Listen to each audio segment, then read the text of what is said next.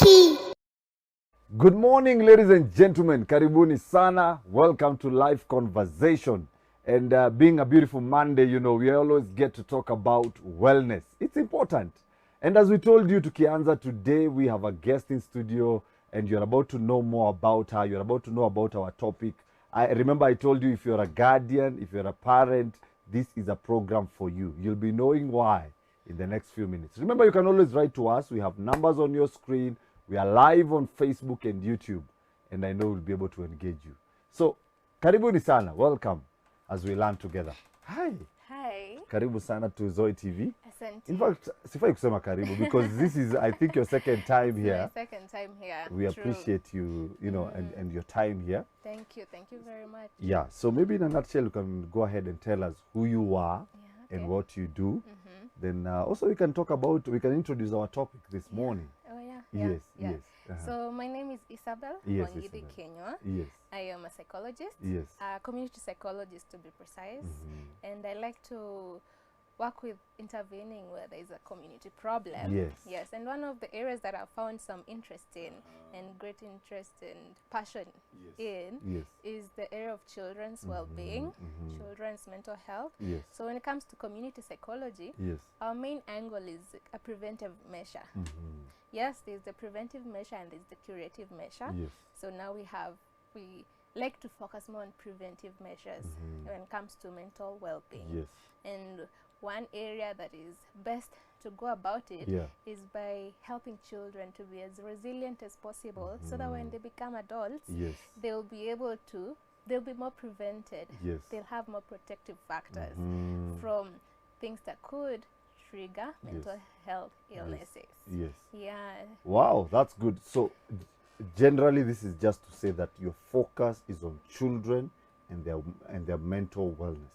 My focus is on the community well-being. The community well-being. So not only children. Okay. The community's well-being. And because of the community also entails children, and children are one area that the area of children is one which one needs to be particularly informed. One needs to be experienced because you need to know how to get to the level of the child. So I decided to take that route first, grow in that field, and also as the child grows, they become an adolescent and an adult later in life. We'll grow together. Get to know them from the onset. Wow, that's good. That's good to know. Maybe before we talk, we get to our topic today, which is all about, you know, the impact of technology and screens on our children. And technology has become big. This is one thing we can no longer assume. But before we go there, Isabel, how did you get to where you are? You know, I love to ask that question because, you know, many a times people will think, I want to be a psychologist, you know, I want to help the community. But, you know, life takes different turns. I wanted to become a pilot. Sijui pilot alienda wapi. Okay. But that's good. So please tell us, how did you get to being a psychologist, by the way? Wow, that's an interesting question, and I like to think about it because it helps me to be more focused about where I want to go. And how I got here was it's quite interesting when I look back. I think it started when I was pretty young, all the way back in primary school. Primary school? All the way? All the way back. Where? Ask me how. How? I'd find myself in a position where students would want to come and talk to me. Students. Or classmates and schoolmates. Or pupils. That's the word. Would want to come and talk to me about some issues that they're going through. They'd find me to be someone whom they could trust from that age. So when I saw this to be a skill, and I put it at the back of my mind. So when I went to high school, I joined the student mentorship club later in high school, and I did a lot of that. We'd go to other schools and would mentor other students, and then it reached a point I went to university, and at the university, at first I did something different. I did Bachelor of Commerce. Bachelor's of Commerce. Huyo ni mwanabiashara. Yes. That was my first option. It was nice, but it wasn't tapping into my area of interest very well. So it got to my attention that there's a student mentorship program, and we went and we were trained on how to do student counseling or student peer counseling or student mentorship, and I enrolled. Along the way in my Bachelor of Commerce journey, the first semester, I asked myself and I thought, it's still early, it's just the first semester, do I want to continue or would I like to go to this field that really interests me? And I talked to my parents and they were supportive enough. They told me to go and see if I can enroll in the same school, psychology. Luckily I could. And my journey began there. And one thing led to the other. School was very interesting. It was just flowing. And I went to the work field. I volunteered. I volunteered and volunteered. I grew. I met people who mentored me. I got to enroll again for my master's in community psychology now. And I met a very excellent team of lecturers and professors and doctors who nurtured my skill as a psychologist and taught me very well. And today I'm here where I am. I've worked in some organizations and I've also started a private practice called Psyche Interventions. Wow. Psych interventions. Psyche interventions. The mind. Interventions targeting the mind. So that's the interventions because we're intervening to mitigate or prevent community problems. And that's why these community problems affect the mind later on, the mental well-being of individuals later on. So we come in and mitigate them, stop them, prevent them. Wow. That's how I'm here where I am today. That's amazing. That's amazing. I think at the end we'll be getting to know what Psyche interventions, the kind of services you offer, and the success stories, because I believe you do a good job. Thank so I know you. that's the testimonies. I look forward to that part. So now we are facing the elephant in the room. Technology has become, technology has really impacted our lives to date. Everything is technology. Everything. Nowadays, especially after COVID, things took a different time. People are working from home. You're connecting with somebody who's miles away on video. I don't feel too ni kama ako hapo. Exactly. But again, apart from adults, even the technology has had impact on our children. And this is something that we can no longer assume, because again, it has its own benefits and again, even its own disadvantages. And I think I would love to invite you on this conversation to tell us what do you think is the impact of technology even on our children today? Because today we're actually looking at the impact of technology and the screens on our children.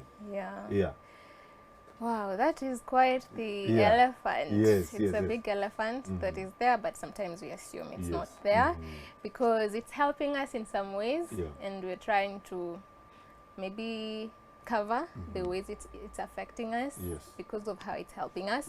And it's important to look at both sides so that we can see how it will technology we can make the best out of it, because as you've said, it's there to stay and it's becoming part of our lives. Children are growing up exposed to technology from birth. Maybe you're breastfeeding while you're scrolling on your phone and you're breastfeeding.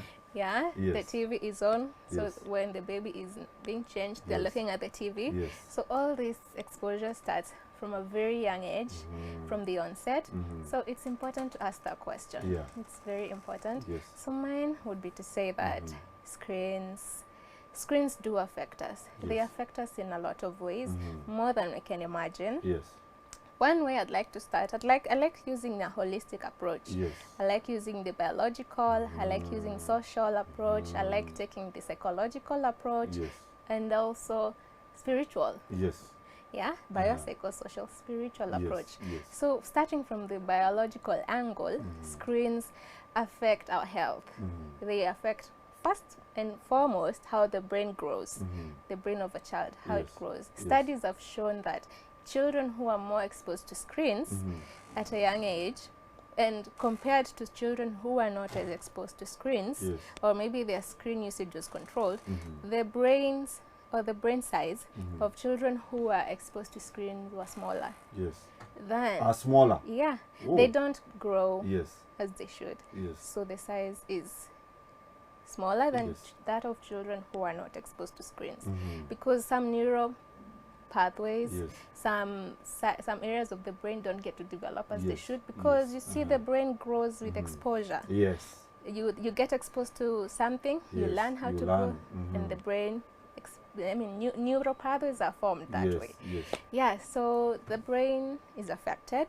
Secondly, the body, our health is also affected. The health of the children is affected, because today we're talking about children. The health of the children is affected because, one, I don't know if you've noticed, when a child is on the screen, very busy, or watching some show on the TV, or playing a game, they do not move. They do not move. But they stand still, or if they're seated, they're just just staring. Watching. Just staring at the screen. So the moment the show or the game ends, that's when they remember there's food, I need to eat. That's when they remember, oh, I need to go to the washroom. That's when they remember, I need to drink water. That's when they remember, I need to go outside and refreshen. So all those minutes spent on the screen deny the body some necessities. For example, food. So you find that maybe the child was just junking, or they will not feel hungry. Because how the screens affect the brain is they give you some form of incentives. They make you feel good. Get the feel good hormone, maybe dopamine. You feel good and you feel energized because you're captivated following what is happening on the screen. So because of that, you rarely get to notice that you're experiencing hunger pangs. You rarely get to notice that you might be thirsty. You rarely get to notice the bowel is full. So the moment the child gets denied of that experience of the dopamine, that's when now it clicks that, oh, I'm actually hungry. I need to go to the fridge and get something to eat. Or I need to go to the kitchen. Mama, umepika? Have you cooked? Ndakula nini? That's when they're asking you. Secondly, you find that because they do not get to maybe get exposure to things like sunlight, because they spend their whole day just watching TV, just on screen, or most of the day inside the house. They are denied some nutrients like vitamin D, which is very important, and they are denied the experience of being in touch with nature, which helps the body to grow. So that's how biologically children get affected by the screens. And I think this is very important, especially for the parents and guardians to be able to know, because sorry to say, nowadays screens ndo zinalea watoto wetu, you know, Cocomelon, you know, that the child will not eat until they watch Cocomelon. And you can see the serious effect that is now biologically, the effects on their mind and all that. The brain doesn't get to. The brain grows through exposure, like I said. When the child is crawling and going to explore the environment, but this goes on when you press it. This goes when you press it like this, the lights go on. Or when they go and see, oh, this size of the sufuria is big, then this size is small. The sufuria makes this kind of noise when you bang it. That is how the child learns and grows. So being constantly sitting down, facing the screen, that is removed, or that experience is, they're denied of that experience, which affects them. So other than the denial of the exposure that is needed, to add on to that, now I'll go to the social effects. The social effects are, because of a few things. One, why are children so, you could expose a child to so many things, but there's some things they will not gain so much interest in. True. But why are they so particularly interested with screens? And you show your child Cocomelon a few times and they want it again, and they want it. One we've said is because of those incentives and reinforcements, like dopamine. The others we've said is like there's something called relativity.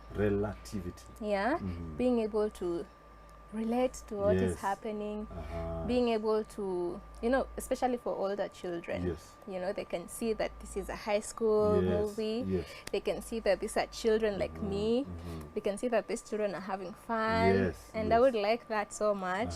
They can see that this child is going through some things that I'm going through. I'd like to see how this turns out. It's just like us as adults, when you're watching a movie of something that you're currently going through, maybe if it's someone who's working hard to go after their dreams, you become so you really want to know what happens at the end, and you get you get drawn to it. So that sense of relativity, and then there's a sense of connectedness. There's, let's face it, we've become busy as adults. We are working hard to make ends meet. We are spending most time maybe at work, and I'm not saying that is wrong, but then the child is left without that sense of connection. Doesn't connect to their parents or their guardians in any way.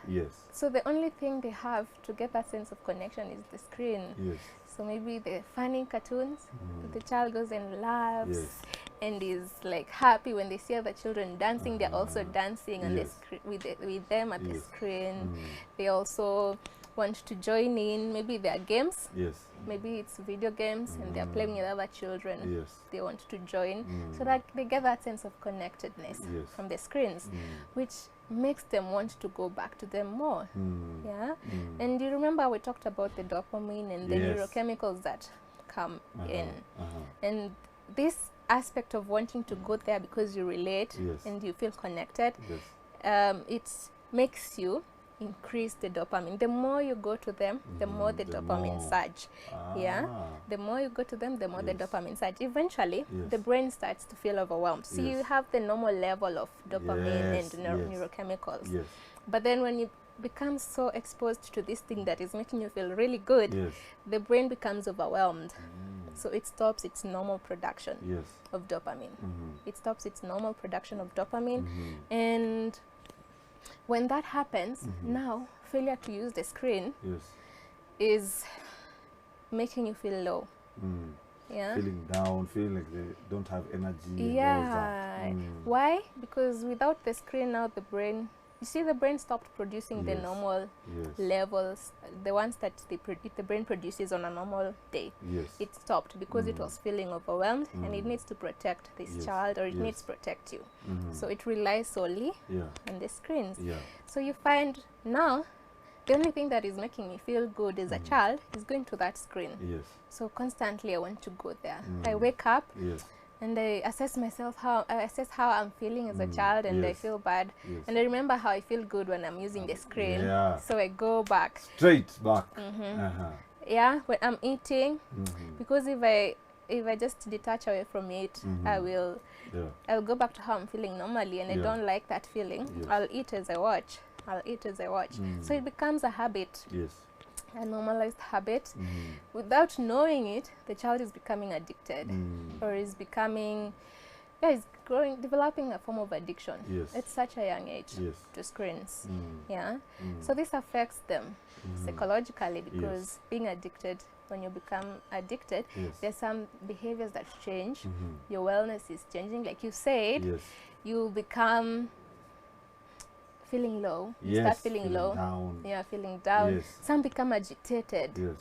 And they cry, and they're what you'd say emotional reactivity. They react to things in a way that they wouldn't normally.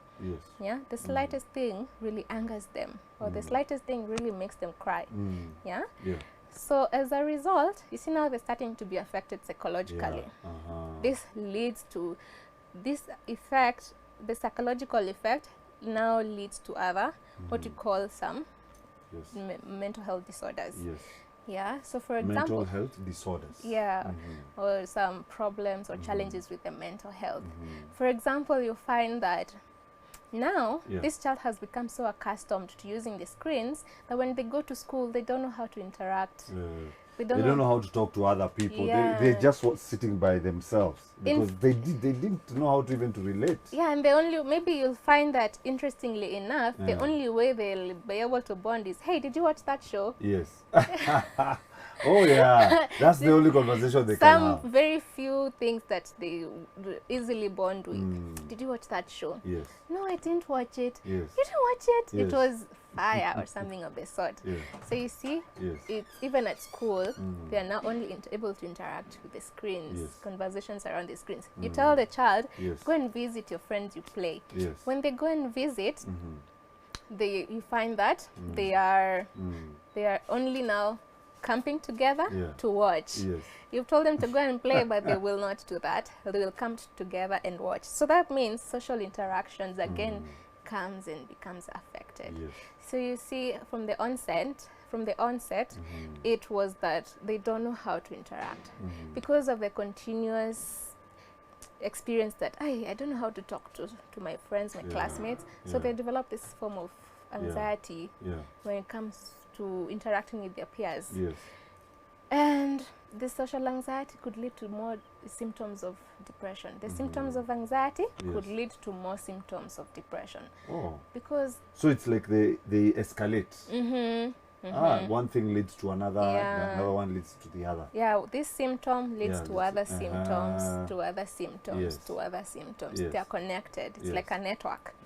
So now what happens is the depressive symptoms like withdrawing, change in appetite, your child is eating less. You ask them what's wrong. Sometimes they will tell you, I'm okay, but they really don't know what's happening. Remember, this is a child. They don't know what's happening. They just know that when they go to school, they're not able to interact with their peers. They know that they're feeling low and they don't feel like eating. They don't know why. So it is us as a parent to be keen enough and to inform ourselves and educate ourselves on what could be causing this and know some of the things that could affect our children's health and well-being, which could be screens. There are other things that affect the children's well-being, but if one of those things is the screens. The screens. Wow. Ladies and gentlemen, this morning we are having a conversation with Isabel, a psychologist, and she's really passionate about children, and we are talking about the impact of technology and screens on our young ones. It's a high time we started to focus on what our children are consuming and for how long, because as you can hear, there are very serious consequences, and you know, these children will not blame themselves, they will blame you as their parent. The moment they are going to school, just as we are saying, and they can no longer relate with anyone, they will be, and their world will be messed up. So we are inviting you. Do you have any question? Please write to us. We'll be glad to connect with you. Our number is just down there on your screen, 0700 075 555. SMS, WhatsApp. We are here. My question before we take a break. Is there a solution just in case the situation has gotten this bad with any guardian or parent who is watching? Yes. There is? There is a solution. There is. Stay tuned right there. We take a break. We shall be right back as we talk about the solutions and how we can overcome this kind of issues. Yeah. See you after a few. See you.